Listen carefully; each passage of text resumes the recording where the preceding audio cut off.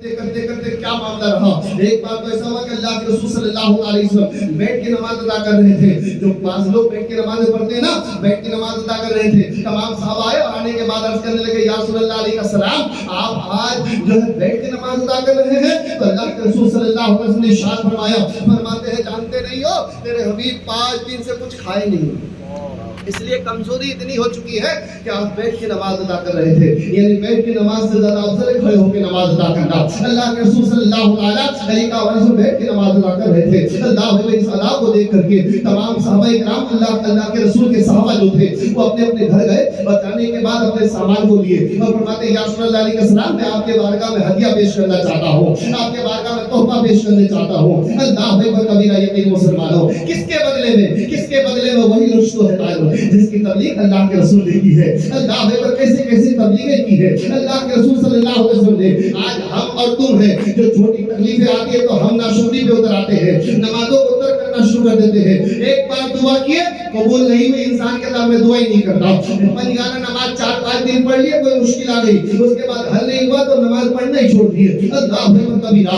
ہم پہ کون سی تکلیف آ چکی ہے, اٹھاؤ نا اللہ کے رسول کی سیرت طیبہ کو. کیوں بھول چکے ہو اللہ کے رسول کے ذکر کو. اللہ کے رسول صلی اللہ علیہ وسلم خود فرماتے ہیں 1,24,000 انبیاء کاملین کو کتنی تکلیفیں آئی, وہ تکلیفیں ایک طرف ہے, اس سے بھی زیادہ تکلیف محمد کو تکلیفیں آئی ہے. زمانے والوں نے تکلیفیں دی ہے. کس طریقے سے تکلیف دی جانتے ہو, تصور نہیں کر سکتے ہو. اٹھاؤ مسلمانوں, اللہ کے رسول صلی اللہ علیہ وسلم کے ذات طیبہ کی سیرت مبارکہ یاد کرنا چاہیے, نوٹ کر لو, خود بھی آ کر کے سنو, اپنے بچوں کو بھی لے کے آؤ, تب تو تمہارے بچے وفادار ہوں گے. اگر نوجوان بچہ ادھر ادھر جاتا ہے تو لے کے آؤ, کل اسی محفل میں بیٹھاؤ, اس کو سناؤ, اس کو سیرت مصطفیٰ سناؤ, سیرت حسین پاک پاک کی سیرتوں کو سناؤ. قسم خدا کی 2-3 دن سنے گا, اس کے بعد تمہارا وفادار وہ بچہ بنتا نظر آئے گا. ابھی ضرورت ہے. لوگ کہتے ہیں میں جا رہا ہوں, میرے بچے کو لے جانے کی کیا ضرورت ہے. ارے بچوں کو بھی لے کے آؤ, الحمدللہ اس محفل میں لا کر کے بیٹھاؤ, کچھ تو بات ہوگی جو ان کے دل میں ابھی سے جگہ کر لے گی. یا کچھ نہیں تو یہ حسین کا نعرہ ہی لگانا شروع کر دے گا, تو کل اسے پتا چلے گا ہمیں محبت حسین سے کرنی ہے, ہمیں یزیدیوں سے محبت نہیں کرنی ہے, ہمیں نمازیوں سے محبت کرنی ہے, ہمیں غداروں سے محبت نہیں کرنی ہے. اللہ اکبر کبیرہ. ابھی سے ہی فرق پتہ چل جائے گا, ابھی سے ہی دل میں جو ہے ندورت اور کالا پن ہے اس سے اجالے میں تبدیل ہو جائے گا. ابھی اس محفل میں لایا کرو مسلمانوں, اس محفل میں لایا کرو. اللہ کے رسول صلی اللہ علیہ وسلم کی تکلیف کیسی آئی. اٹھاؤ مسلمانوں, جنگ احد کے بارے میں کیا ہو رہا تھا. اللہ کے رسول کے 100 صحابہ ایسے تھے جن کے ناک کان کاٹ دیے گئے تھے, شہادت کا درجہ پایا گیا تھا. ان کے کان اور ناکوں کو اس طرح کاٹ کر کے کافروں نے, جو دشمنوں نے گلے کا ہار بنا لیا تھا. اللہ کے رسول صلی اللہ علیہ وسلم کو اس طرح تکلیف ہوئی, صدمہ ہوئی کہ آپ روئے جا رہے تھے. تمام لوگوں میں ہلچل یہ پھیل چکی تھی کہ اللہ کے رسول شہید ہو چکے ہیں, اللہ کے رسول شہید ہو چکے ہیں. اس وقت کہاں کی حضرت فاطمہ جس کی عمر 6 اور 7 سال کی تھی, جو مکے کے سر میں اپنے حجرے مبارک میں موجود تھی. لوگوں نے جا کر کے ان کو بتایا حضرت فاطمہ کو کہ ابا حضور جو رسول کائنات کی ذات ہے وہ لگتا ہے شہید ہو چکے, یہ افواہ پھیل چکی تھی.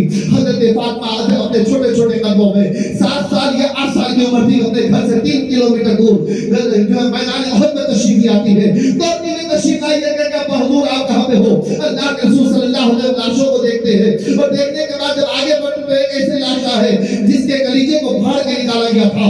اللہ اکبر کبیرہ. اس کو دیکھنے کے بعد اللہ کے رسول وہاں بیٹھ گئے, اور بیٹھنے کے بعد بھی انتہار ہونے لگے. یہاں تک کہ خود کی فکر نہ تھی کہ آپ کے جو خط مبارک یعنی گالے مبارک میں کیل گھسی ہوئی تھی, کڑی گھسی ہوئی تھی, اس کی تکلیف آپ کو سمجھ میں نہیں آئی. حضرت سعد بن ابی وقاص نے دیکھا, یا رسول اللہ علیہ وسلم آپ کے گالے مبارک میں ایک جو کڑی گھسی ہوئی ہے, اگر آپ اجازت دیں تو اسے نکال لو, لیکن نکالو تو کیسے نکالو. اللہ کے رسول فرماتے ہاں نکال لو, میری بیٹی فاطمہ آتی ہوئی نظر آ رہی ہے, اس سے پہلے نکال لو, اگر وہ دیکھے گی تو وہ سحر نہیں پائے گی. اللہ اکبر کبیرہ. قربان جاؤ مسلمانوں, وہ حضرت فاطمہ زہرا کی سیرت کو دیکھو, 6 یا 7 سال کی عمر ہے, لیکن مسائل اتنی دیکھی ہے وہ جس کی حل نہیں ہے. وہ حضرت فاطمہ آتی آ رہی ہے, ادھر حضرت سعد بن وقاص فرماتے میں نکالوں تو کیسے نکالوں, ہاتھ سے کھینچو تو بے عزتی ہے, اگر کسی چیز سے نچوڑوں تو بے عزتی ہے, اگر دانت لگا دوں تو بے عزتی ہے. فرماتے ہونٹ کو رسول کائنات کے جو ہے گالے مبارک کو لگا دیا اور ان میں سٹا دیا, اور سٹا کے آہستہ سے کھینچ کر کے کڑی نکال دی. محبت بھی قائم رہی, ادب بھی قائم رہا.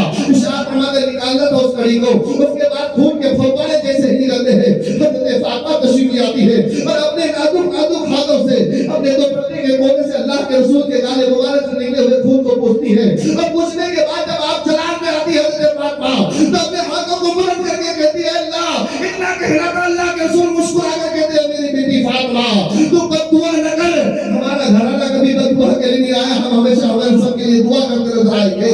यही तरतीब और यही सबक दिया रसूल कायनात ने, इरशाद फरमाते हैं, फातिमा बद्दुआ न कर, सबके लिए दुआ कर। अल्लाह पर कबीरा हज़रत फातिमा ने दुआ की उस आलम में। अल्लाह के रसूल सल्लल्लाहु अलैहि वसल्लम के एक जोड़े के बाद कोई ऐसा जोड़ा न था जिसकी वजह से आपके चचा, जिनका नाम अमीर हमजा की जात है, जिनके कलीजे को निचोड़ के निकाला गया था, और सामने उनके जो है लाशे मुबारक सामने जसद मुबारक मौजूद था, जिसे सैयदुल शुहदा कहा जाता है।